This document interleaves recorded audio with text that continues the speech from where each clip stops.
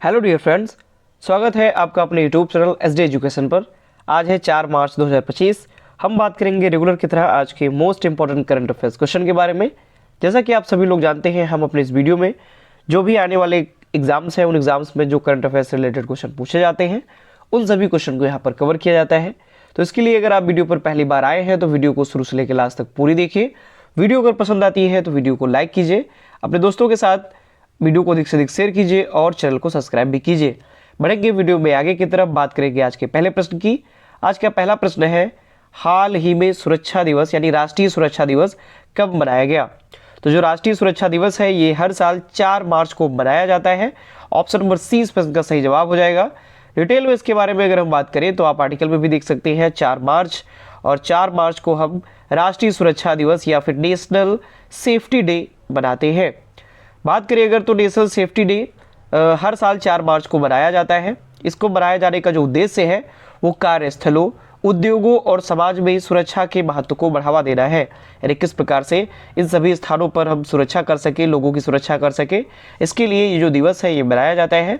National safety day की जो शुरुआत है वो 1966 में भारतीय राष्ट्रीय सुरक्षा परिषद के द्वारा की गई थी। यानी कि जो राष्ट्रीय सुरक्षा दिवस है ये इसकी जो शुरुआत है ये 1966 में भारतीय राष्ट्रीय सुरक्षा परिषद के द्वारा की गई थी। अगले क्वेश्चन की ओर बढ़ते हैं। अगला क्वेश्चन है, हाल ही में किसने सशक्त भारत हिंदी पत्रिका के पहले संस्करण का अनावरण किया? तो पहले सशक्त भारत हिंदी जो पत्रिका है उसके पहले संस्करण का जो अनावरण है वो राजनाथ सिंह जी के द्वारा किया गया। तो ऑप्शन नंबर ए इस प्रश्न का सही जवाब हो जाएगा। डिटेल में अगर हम इसके बारे में बात करें तो रक्षा मंत्री राजनाथ सिंह जी ने सशक्त भारत नाम की एक हिंदी पत्रिका के पहले संस्करण का अनावरण किया है। ये हिंदी के उपयोग को बढ़ावा देने के उद्देश्य से इस संस्करण का अनावरण किया गया। और ये जो कार्यक्रम है ये 27 फरवरी 2025 को नई दिल्ली स्थित साउथ ब्लॉक में आयोजित हुआ। यह पत्रिका रक्षा मंत्रालय के राजभाषा विभाग की एक पहल के रूप में शुरू की गई है। आगे क्वेश्चन की ओर अगर बढ़े तो अगला क्वेश्चन है, हाल ही में किसने चंद्रमा पर पानी का पता लगाने के लिए एक उपग्रह लॉन्च किया है? तो चंद्रमा पर पानी का पता लगाने के लिए एक सैटेलाइट या एक उपग्रह किसने लॉन्च किया? तो ऑप्शन नंबर सी यानी नासा ने ये उपग्रह लॉन्च किया हुआ है। नासा के द्वारा चंद्रमा पर पानी का पता लगाया जा रहा है। वहां पर पानी पता लगाने से कई सारी जो जानकारियां हैं वो भी मिलेगी और अन्य तत्वों की भी खोज की जा सकती है। इसमें नासा ने चंद्रमा पर पानी का पता लगाने के लिए मिशन पर एक उपग्रह प्रक्षेपित किया।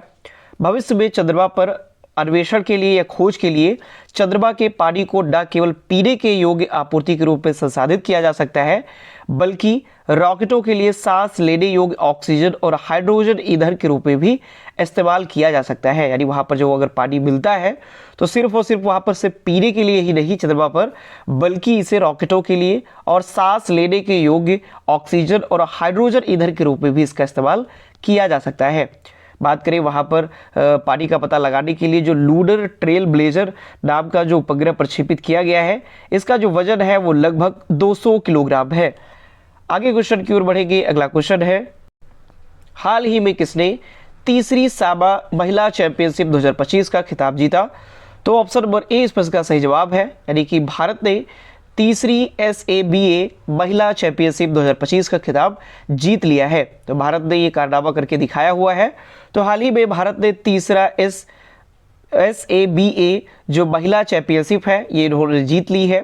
भारत ने फाइनल में मालदीव को हराकर ये चैंपियनशिप जीती। और ये जो मुकाबला है ये नई दिल्ली के KD जाधव इंडोर स्टेडियम में खेला गया। भारतीय टीम ने पहली बार SABA महिला चैंपियनशिप में भाग लिया था और पहली बार ही ये जीत लिया है। तीसरा जो SABA महिला चैंपियनशिप है ये 23 से 26 फरवरी 2025 को आयोजित किया गया था और ये नई दिल्ली के KD जाधव इंडोर स्टेडियम में खेला गया। आगे क्वेश्चन की ओर बढ़ते हैं। नेक्स्ट क्वेश्चन है हमारा, हाल ही में INS गुलदार कहाँ भारत का पहला जलमग्न संग्रहालय बनेगा? यानी INS जो गुलदार है ये किस स्थान पर भारत का पहला जलमग्न संग्रहालय बनाएगा? तो ऑप्शन नंबर सी इस प्रश्न का सही जवाब हो जाएगा। यानी कि महाराष्ट्र में भारत का पहला जलमग्न संग्रहालय बनाया जाएगा। डिटेल में इसके बारे में बात करें तो INS गुलदार भारत का पहला जलमग्न संग्रहालय बनेगा और इसके तहत महाराष्ट्र में साहसिक पर्यटन को बढ़ावा देने के लिए राज्य पर्यटन विभाग ने जो सेवा मुक्त नौसैनिक युद्धपोत है INS गुलदार, इसको अधिग्रहित करने और सिंधुदुर्ग जिले के निवाती रॉक्स के पास इसे डुबाने की योजना बनाई है, क्योंकि ये अब सेवा मुक्त हो चुका है और इसे डुबो दिया जाएगा। तो कहां पर? महाराष्ट्र के सिंधुदुर्ग जिले के निवाती रॉक्स के पास इसे डुबाने की योजना बनाई है और वहीं पर इसका एक संग्रहालय भी स्थापित किया जाएगा, ताकि पर्यटन को भी बढ़ावा दिया जा सके महाराष्ट्र में और लोग इसको देखने के लिए वहां जाए भी। राज्य पर्यटन विभाग ने ऐसा करने के लिए मंजूरी भी दी हुई है। तो ये सेवा मुक्त नौसैनिक युद्धपोत है INS गुलदार और इसको सिंधुदुर्ग जिले के निवाती रॉक्स के पास इसे डुबो दिया जाएगा। आगे क्वेश्चन की ओर बढ़ते हैं। अगला क्वेश्चन है, हाल ही में किसे सेबी का नया अध्यक्ष नियुक्त किया गया? तो सेबी का नया अध्यक्ष किसे नियुक्त किया गया? तो माधवी बुच थी, वो कई वर्षों से या कई साल से सेबी की नए अध्यक्ष के रूप में तैनात थी, नियुक्त थी, लेकिन अब उनके स्थान पर तुहिन कांत पांडे, यानी ऑप्शन नंबर ए प्रश्न का सही जवाब है, तुहिन कांत पांडे को सेबी का नया अध्यक्ष नियुक्त किया गया है। सेबी का पूरा नाम security exchange board of India इसका पूरा नाम होता है और इसका नया अध्यक्ष तुहिन कांत पांडे को नियुक्त किया है। तो वर्तमान जो सेबी अध्यक्ष रही माधवी बुच, जो कि पहली महिला अध्यक्ष थी सेबी की। माधवी बुच का जो कार्यकाल है वो 28 फरवरी को समाप्त हो गया और इसके बाद तुहिन कांत पांडे इस पद की जिम्मेदारी संभालेंगे।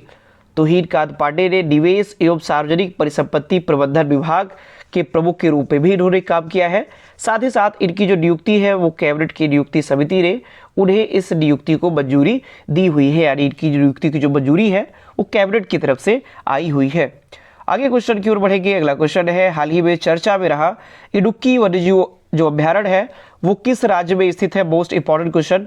कई बार ये क्वेश्चन ऐसे पूछे जाते हैं कि कोई जो भी वन्यजीव अभ्यारण्य है या कुछ भी उस टाइप का जो चर्चे में रहता है उसके बारे में पूछ लिया जाता है और ये कई बार एग्जाम्स में, खासकर SSC के एग्जाम हुए या फिर UPSC का एग्जाम है, रेलवे के एग्जाम है, उनमें ऐसे क्वेश्चन जरूर पूछे जाते हैं। तो इडुक्की वन्यजीव जो अभ्यारण्य है ये केरल में स्थित है और हाल ही फिलहाल में भी ये चर्चे में रहा है। डिटेल में इसके बारे में अगर हम बात करें तो यह अभ्यारण्य 1976 में स्थापित हुआ था, यानी जो इडुक्की वन्यजीव अभ्यारण्य है इसकी स्थापना 1976 में की गई थी। ये केरल के इडुक्की जिले के थोडुपुझा और उदुम्बनचोला तालुकों में ये स्थित है और यह 77 वर्ग किलोमीटर क्षेत्र में फैला हुआ है। साथ ही साथ इडुक्की आर्च डैम के आसपास के जंगलों को ये कवर करता है और यहाँ पर वंजूर बेदू जो कि एक पर्वत चोटी है, ये 1272 किलोमीटर की ऊंचाई के साथ सबसे ऊंची चोटी यहाँ की है। तो ये थी कुछ इंपॉर्टेंट जानकारी जो कि इडुक्की वन्यजीव अभ्यारण्य के बारे में थी। आगे बढ़ेंगे अगले क्वेश्चन की ओर। हाल ही में वन नेशन वन पोर्ट पहल का उद्घाटन किसने किया? तो वन नेशन वन पोर्ट या कह सकते हैं एक राष्ट्र एक बंदरगाह का जो उद्घाटन है ये सर्बानंद सोनोवाल ने किया हुआ है। ऑप्शन नंबर ए इस प्रश्न का सही जवाब हो जाएगा। तो केंद्रीय मंत्री है सर्बानंद सोनोवाल, इन्होंने वन नेशन वन पोर्ट यानी ONOP प्रक्रिया की शुरुआत की और इस पहल का जो उद्देश्य है वो बंदरगाहों की दक्षता बढ़ाना, साथ ही साथ लॉजिस्टिक्स को सुव्यवस्थित करना और व्यापार में पारदर्शिता सुनिश्चित करना इसका प्रमुख उद्देश्य है। इसके साथ साथ समुद्री विकास कोष के लिए 25,000 करोड़ रुपए का भी आवंटन किया गया है, जिसके कारण बंदरगाहों की मरम्मत की जाएगी, कई सारे अन्य कार्य भी किए जाएंगे जो कि समुद्री विकास कोष के अंतर्गत इन रुपयों का आवंटन किया गया है। नेक्स्ट और लास्ट क्वेश्चन की ओर बढ़ते हैं। लास्ट क्वेश्चन है, हाल ही में किसने बनारस लिट फेस्ट अवार्ड 2025 जीता? तो बनारस लिट फेस्ट अवार्ड 2025 के जो विजेता रहे वो Raj Kanwal Jha. Option number B इस प्रश्न का सही जवाब हो जाएगा। बात करें अगर हम डिटेल में तो बनारस लिट फेस्ट 2025 अवार्ड जो आयोजित किया गया इसमें प्रसिद्ध लेखक राज कंवल झा को उनके उपन्यास the patient in bed number 12 के लिए Ruskin bond fiction book award से सम्मानित किया गया।